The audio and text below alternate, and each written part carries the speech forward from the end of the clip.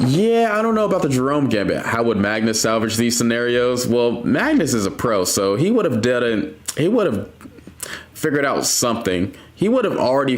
I think Magnus would have figured out H4. Honestly, if I'm honestly thinking about that move of like kicking a knight around, yeah, H4 was a perfect move to do. So now our opponent is doing E6. Everybody's doing E6. I'm going to do knight to F3. I'm going to do the same line again and then just figure out how they're going to defend against the Torre attack. I'm going to do bishop G5, E3, C3, bishop D3, knight to D2, etc. Same stuff. They might actually do G5 here. But if they do G5, I feel like your pawns are kind of overextended. But they could prove me wrong. That would make it an interesting game. I know it's allowed, but in a human standpoint, I don't know. So now I'm out of opening book, and maybe my opponent is used to doing this. So we're gonna have to take this very seriously. And we're gonna have to stay up on the clock. All right, y'all ready for this? So it's time to put on your seatbelt and start calculating. The knight can go to D2 here. Very passive, very safe move. And his name is John C.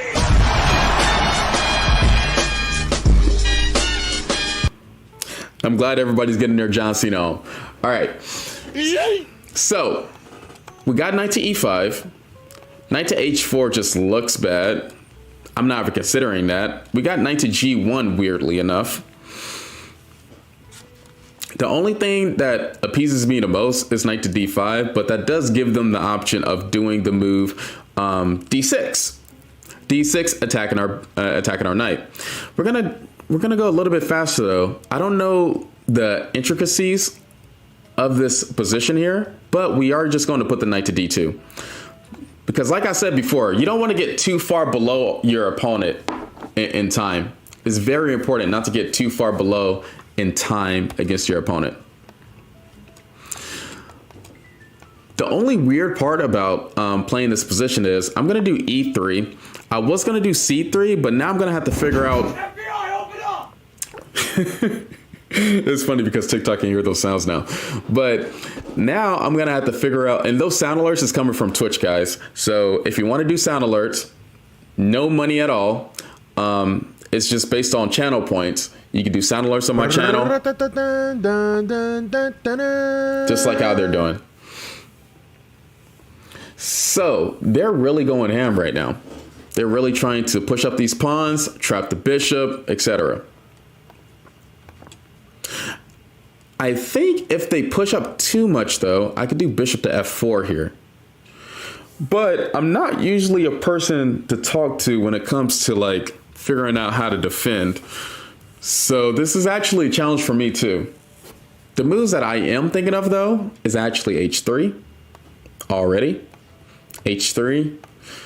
But I will have to consider H4 if I ever do H3, because after H3, H4, bishop F4, they could potentially do G3, F takes, H takes, bishop takes again, and then my pawn searcher's ruined. They got crazy moves like rook to G8, etc. I could do, weirdly enough, bishop to H4 here. Just stop the pawns altogether and still do the move H3. And actually, I'm just going to autoplay that. I'm never going to calculate. It just seems right. It probably isn't a computer standards, but I really have to play a move. I don't want to think too much in the opening. Because my opening moves should actually be like blitzed out. My opening moves actually should be blitzed out. Yay! So now I want to do the move C4. They could do bishop B4, but then I got like A3, B4. So I could still do H3 too. I could still do H3 and try to like take these pawns, but it's really more important to like try to figure out exactly what's going on with my pieces on the queen side. So c4, bishop takes on c4. If they do capture our c4 pawn, we are going to have to figure out what we're doing with our king, but it kind of depends on what our opponent is doing with their king. It kind of depends on what our opponent is doing with their king. So we're going to do a quick knight to c3. We're going to do a quick knight to c3. If this knight ever passes, then we're just going to capture their bishop on e7.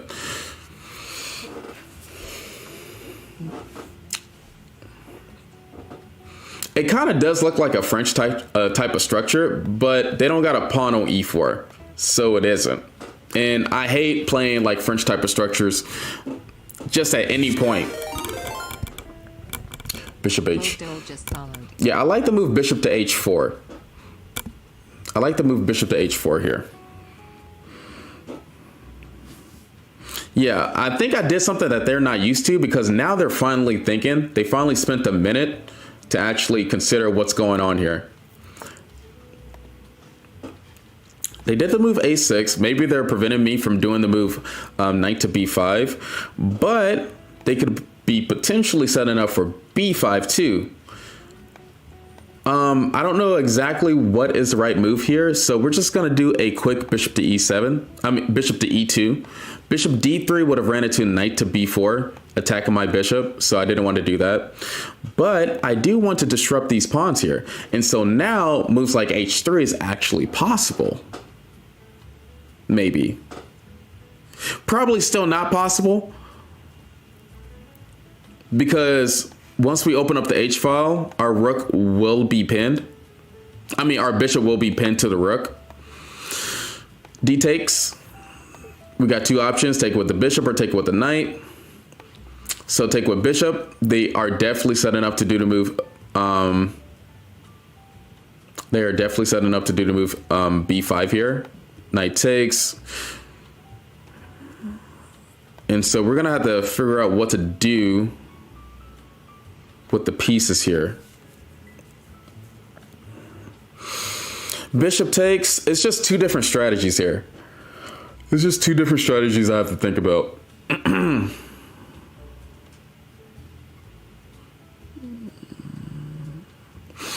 don't really got time, so we're just gonna do bishop takes and hope for the best. I'm already too far below on my opponent here, especially in the opening. Especially in the opening. Now, there is a key difference though if my opponent, if I do bishop d3 here, because if they do knight to b4, I could bring it back and maybe do a3, kick it out. But this is just a really weird position. We're just gonna go bishop e7. Really quick move. I'm pretty sure it's still solid. They're like overextended on both sides here. And so their king might actually be staying in the center.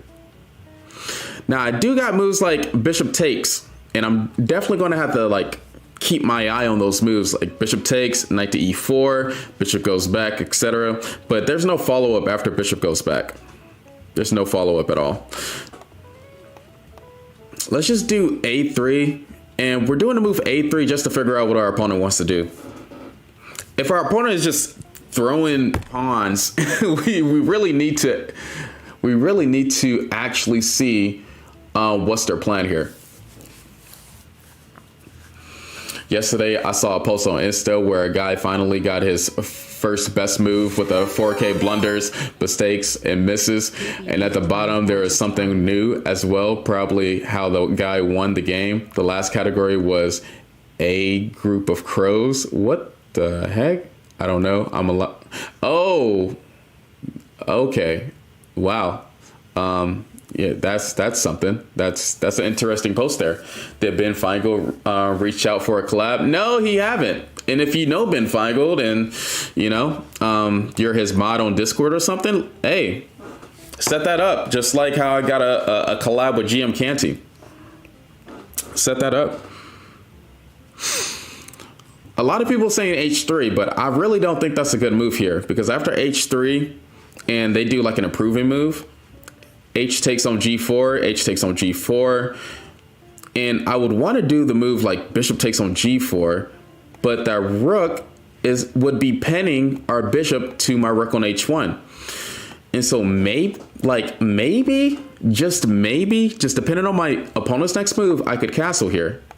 Okay, now they're trying to attack. This is when the tactics start. The middle game has finally started. I could decide on taking the knight on d5 here, but they don't have to recapture me back. I'm just rated with 112 views. What? Who? Hey, yo! Nadami, what's good?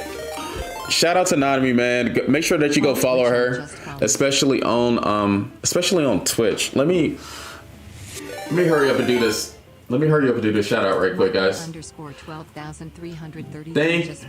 Thank you for all the follows. Thank you for all the support, especially from our streams.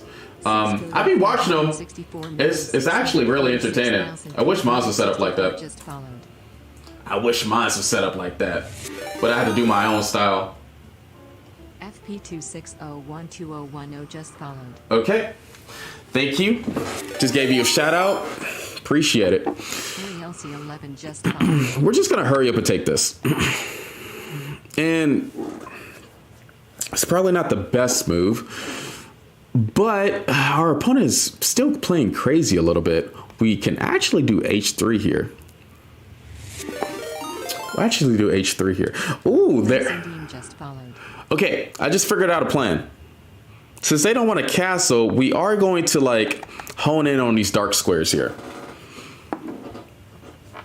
Since they don't want to castle, we are going to hone in on their pawn weaknesses here.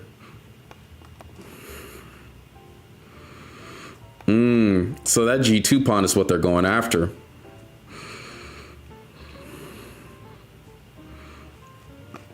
I can still actually do h3 now. h3 and threaten to take. They are threatening to do this move.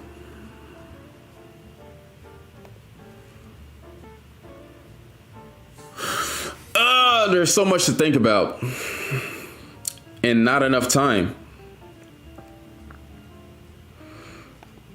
Yeah, let's hurry up and do h3 just to figure out what our opponent wants to do here. Because this can't be that good. This can't be that good.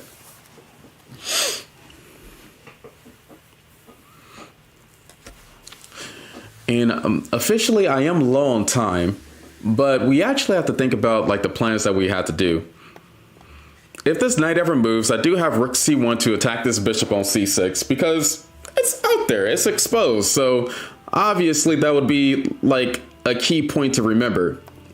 And then plus two, if they do want to overextend with f5, and I'm going to say overextend because when I'm playing my opponent, there's no respect. You know what I mean? There's not going to be like a kumbaya happening here. Like I'm trying to demolish you in your overextended pawns. I went away for 5 seconds to get some water and a raid. Yeah, one of the biggest raids happened right now. Because I know we had a raid yesterday that was pretty big, but Nanami came in with the 100 viewership. One of the veterans on chess.com. So hey, give her all the follows and a shout out. Wait, can you show your t-shirt? I want to see the maiden too. Here you go. Here's a good, maybe that's better. Okay. Now, if you're on YouTube, you can actually go back to the video and see exactly what's the move on the shirt. So they did do this. They did do this. I wonder, weirdly enough, I do have knight to g5 here. But I'm just going to go along with my original plan. If they do this, that would be crazy. Honestly, I think I would have to give back the material if they did that. But I don't know if I would even capture if they did that. Wouldn't that be? Okay. This position could get crazy. I don't know if the tactics actually work for my opponent, but it's a really good human move if he does go for the sacrifices. It's a really good human move. Hi H1, how's your Canty Arena today? I beat you twice. Hey, why you have to come here and say that? Why you gotta be disrespectful and say that? You didn't have to. You did beat me twice though in the bullet arena. But guess what? I still got second place, so you're still the loser. you're still a loser, bro. Stick out my tongue. You're still the loser, bro. So basically, they decided to castle on the king side. They basically decided to castle on the king side. This just became a very tactical position, especially after this move that I'm going to do now. Queen B3 has to be done. Queen B3 has to be done. So that's the goal. In case any of this crap happens, that's going to happen. Yeah, but your IQ is 80. How do you know my IQ? What? Oh, you're roasting the people for me. I don't have to roast them. Y'all can roast them for me. Hey, whoever does the best roast, I'll pin your comment. I can still take here. This position is crazy, guys. This position is crazy. All right. I don't want my opponent to take, so we're going to take.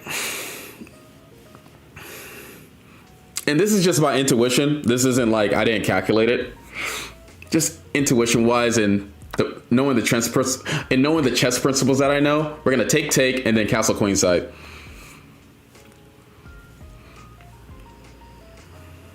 Because I can still castle. And this is one of those positions where it was really important to wait to see your opponent's plan before you castle. Did y'all forget that I could castle queenside? Edging your 90 just followed. So you have to be really careful pushing your pawns up so easily, because every pawn push that you do creates a weakness. For example, if you did do E4 here, then you would have to, like, that's a big concession. E4, they take, you take back, and then that D pawn is just, I don't know. That D pawn is a isolated pawn, and so that's one of the things that you would have to think about in your calculation. Is your position ready to deal with that isolated D pawn? So the main goal here is obviously to open up the center. It's obviously to open up the center. What is the best way to open up the center? I haven't figured that out yet. Not gonna lie. I haven't figured that out yet. E4, they do have moves like knight to F4. I don't like knight to F4. But, well, no, it just doesn't work. It just doesn't work. I could, F3 is probably a good move to do to begin out this, F3 is probably a good move to do.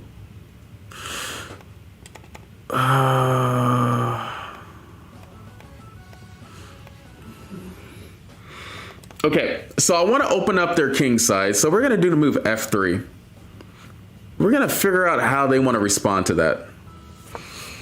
F3 is kind of opening up things, and we do have our increment to remind ourselves with. Hand grenades open up the center. I know, right? But it's not so easy. You can't just open up the center. You have to think about your opponent's threats afterwards. Was the movie Scream actually scary? Because my whole class screamed. Dude, bro. Stop being self-detriment. Wait a minute. Oh, you're trying to roast that one guy. Was the movie Scream actually scary? Because my whole class screamed after seeing this ghost face, which I found surprising. I look at you and think 2 billion years of evolution for this. 6'4". But H1, has you seen the chess dogs? I haven't seen them in a while. Well, I think he's at the tournament, right? Isn't he at the Tata Still tournament? How do y'all not know? Isn't that y'all boy? I'm thinking he's at the tournament. Man, this is, I don't have time to calculate knight takes and then queen takes on G2. I don't have time to calculate that.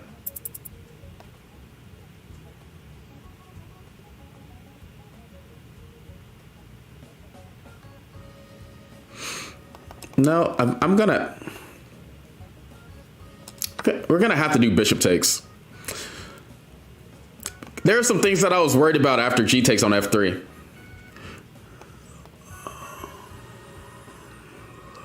All right, so they're definitely trying to beat me on time. But the thing is, I'm gonna bring the rook back to the center.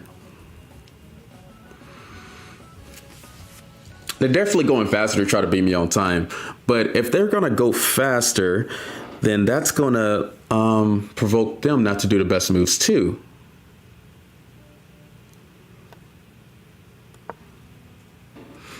Finally do the move E4. I think it's thematic to do the move E4 now than it was beforehand. Because my rook is on the same file as my opponent's king. Wow.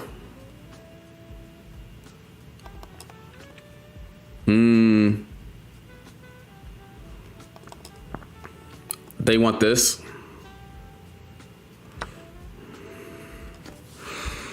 This position just got crazy. I don't know what's going on anymore. It's not contained at all. Let's keep on going. Let's keep on going.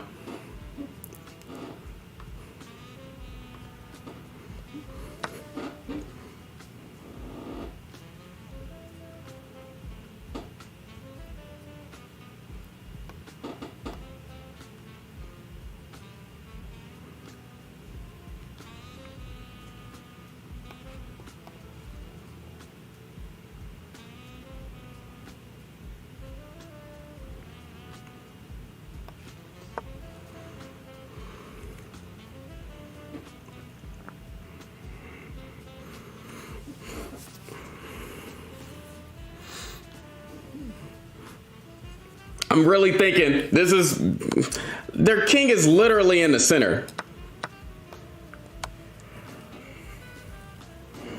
Their king is literally in the center. It's like, I don't know how this is good for my opponent. You're gonna have to show me. You're gonna have to show me, bro.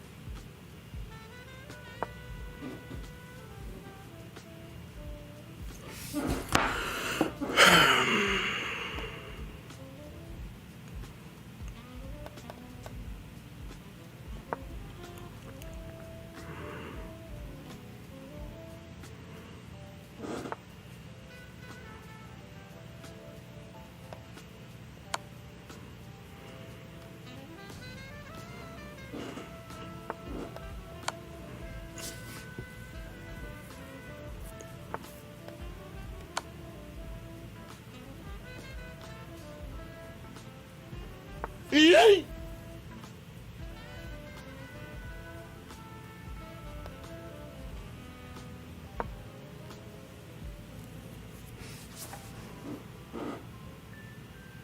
Now it's all just about finessing. Because I think I have the better pieces, but it's just all about finessing. His name is John C.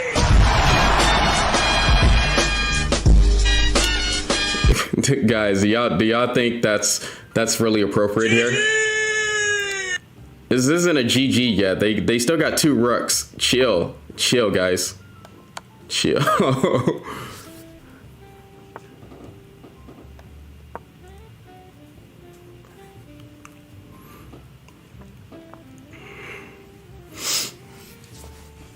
I like these bishops, and I like my bishop and knight. I just need more time, so I'm actually just doing moves so I can just gather some more time.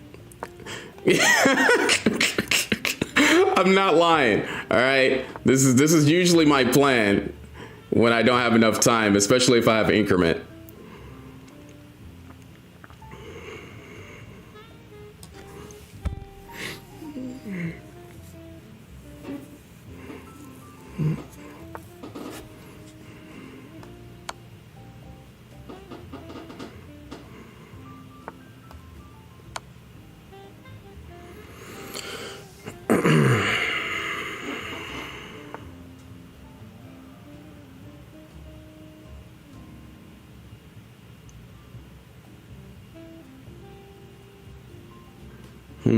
What is the best way to finesse my opponent?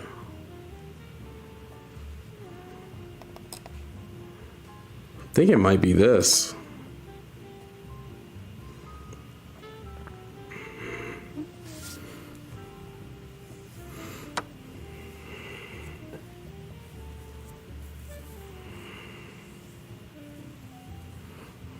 I'm not looking at the chat right now because I don't need moves suggested, guys.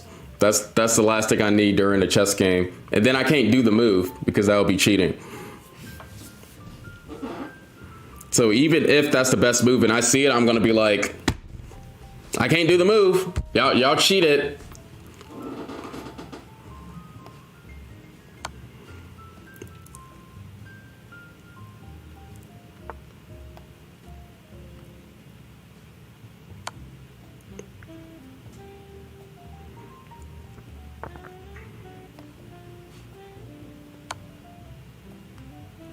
Okay, there you go. I was looking for the mess up, and that was it. Because that's a really hard position to try to defend. Good job, though. Good job.